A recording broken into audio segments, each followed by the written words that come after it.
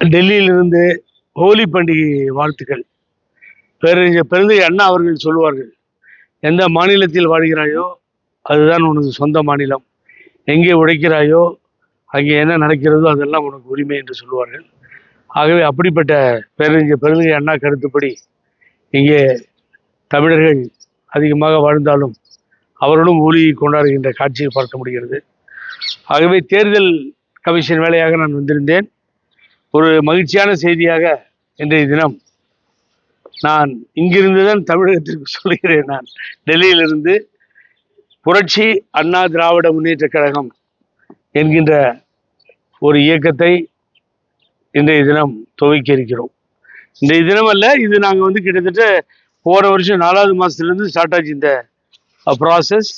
Step by ஸ்டெப்பாக அவங்க enquiry இருந்தது, எல்லாமே இருந்தது. எலெக்ஷன் கமிஷனில் கடைசியாக ஒரு 2-3 கொயரி இருந்தது. அதை சரி பண்ண சொல்லி கேட்டாங்க. உடனே அதையும் சரி பண்ணி கொடுத்து, ஆகவே அவர்கள் இன்ஸ்பெக்ஷன்லாம் முடிச்சிட்டாங்க ஆஃபீஸ் அதெல்லாம். ஆகவே இது பக்கா ரெஜிஸ்ட்ரேஷன் ஆகிடுச்சு இப்போது. ஏன்னா பல பேர் மன்னாரன் கம்பெனி வச்சுட்டு கட்சி ஆரம்பிச்சுன்னு சொல்லுவாங்க, அதையெல்லாம் நம்ம பண்ணுறதே இல்லை. ஸோ தேர்ஃபோர் எலெக்ஷன் கமிஷன் வேலையெல்லாம் முடிஞ்ச பின்னாடி தான் இன்றைக்கி நான் அனௌன்ஸ் பண்ணேன், எலெக்ஷன் வந்துருச்சு. ஆகவே intimated to the election commission also நாங்கள் இன்றைக்கி ஃபேக்ஸ் மூலியமாக சொல்லிட்டோம். என்னென்னு கேட்டிங்கன்னா, எங்களுக்கு சிம்பிள் வேணுன்னா ஒதுக்கணும், தேர்தலில் நிற்கிறதுக்கும் தயாராக இருக்கும், இல்லாட்டினா நாங்கள் ஆதரவு கொடுக்கறதுக்கும் தயாராக இருக்கணும். இன்றைக்கி ஃபேக்ஸ் அனுப்பிச்சு அதையும் சொல்லிட்டோம். ஆகவே ஏன் இந்த நிலை அப்படின்னு கேட்டிங்கன்னா, அந்த நிலைப்பாடை ஏன் எடுத்தோம் அப்படின்னு கேட்டிங்கன்னா, ரொம்ப சோர்ந்து போய் காலையில் எழுந்தா இங்கே போகிறதா அங்கே போகிறதா, அந்த பஸ்ஸில் ஏறுறதா, இந்த கட்சிக்கு போகிறதா, நாளை காலையில் போய் முதலமைச்சராக போகிறதில்ல, நாளை காலையில் போய் உடனே எம்எல்ஏ எம்பி ஆக முடியாது. தடுமாறிய தலைவர்கள் அரசியல் வழியால் வேறு வழி இல்லாமல் பலர் அந்த கருத்தை மனதிலே கொண்டு விருப்பமோ இல்லையோ பாவம் வேற வழி இல்லாமல் இங்கே போகலாமா அங்கே போகலாமான்றாங்க. ஆகவே இதையெல்லாம் பார்த்துட்டோம். நம்ம இந்த இயக்கம் காப்பாற்றப்பட வேண்டும், தொடர்ந்து நீடிக்க வேண்டும், அம்மா தலைவர் புகழ் நிரந்தரமாக இருக்க வேண்டும். ஆகவே கண்ணீர் விட்டு அடைகின்ற தொண்டர்களுக்கு ஒரு ஆறுதலாக துணையாக நிற்போம் என்பதை நிரூபிக்கின்ற வகையில்தான் புரட்சி அண்ணா திராவிட முன்னேற்ற கழகத்தை இன்றைய தினம் அதிகாரப்பூர்வமாக எல்லா வேலையும் மோஸ்ட் ஆஃப் த எல்லா ஒர்க்கும் முடிஞ்சிருச்சு. ஆகவே இனி அவர்கள் சின்னம் ஒதுக்க வேண்டும், அது ஒன்றுதான் பாக்கி இருக்கிறது. இந்த நிலையில் இன்றைய தினம் அறிவித்திருக்கிறேன். நாளை காலையில் நான் போய் இறங்கின உடனே சென்னை விமான நிலையத்தில் பல்லாயிரக்கணக்கான தோழர்கள் தமிழகம் முழுவதும் இருந்து ஆதரவாளர்கள் வருகிறார்கள். அவர்களோடு இணைந்து எங்களை வாழ வைத்த புரட்சி தலைவி அம்மா, புரட்சி தலைவர் எம்ஜிஆர், பேரறிஞர் அண்ணா போன்ற தலைவர்களின் நினைவிடத்திற்கு சென்று மலர் வளையம் வைத்து மரியாதை செலுத்தியிருக்கிறோம். புரட்சி அண்ணா திராவிட முன்னேற்ற கழகம் இது தேர்தல் ஆணையத்தில் பதிவு செய்யப்படும்.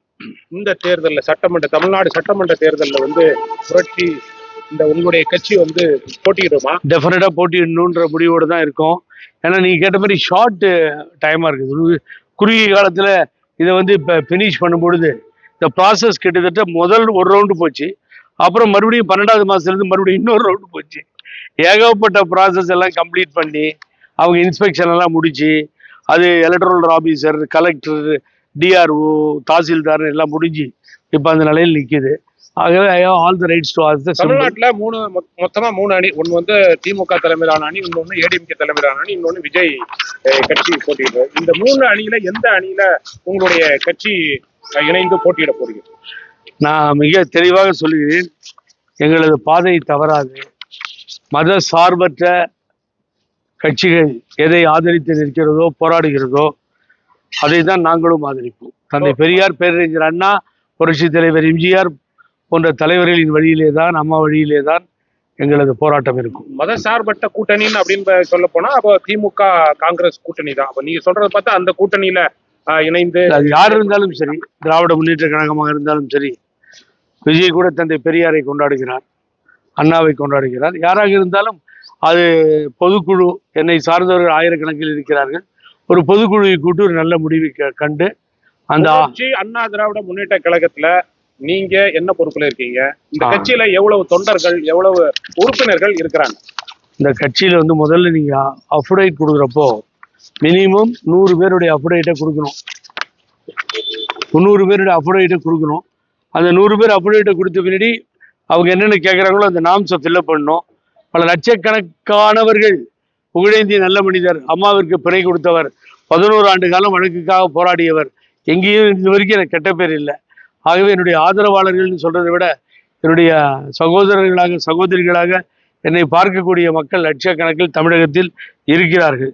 ஆகவே இங்கேயே பாருங்க, நீங்க படிச்சிருங்க. ஏன்னா புகழேந்தி அதாவது இந்த நான் பொதுச் செயலாளர் பதவியை போட்டுக்க மாட்டேன், அது பழனிசாமி அம்மா பதவியை போட்டுக்கிறது. ஆகவே என்னை பொறுத்தவரை இங்கே வந்து சீஃப் செக்ரட்டரி, முதன்மை செயலாளர் என்கின்ற பதவியை நான் வகிக்கிறேன். அதே போல மற்றவர்களுக்கெல்லாம் என்னென்ன பதவி என்பதை எழுதி கொடுத்திருக்கின்றோம், அறிவிக்கிறோம்.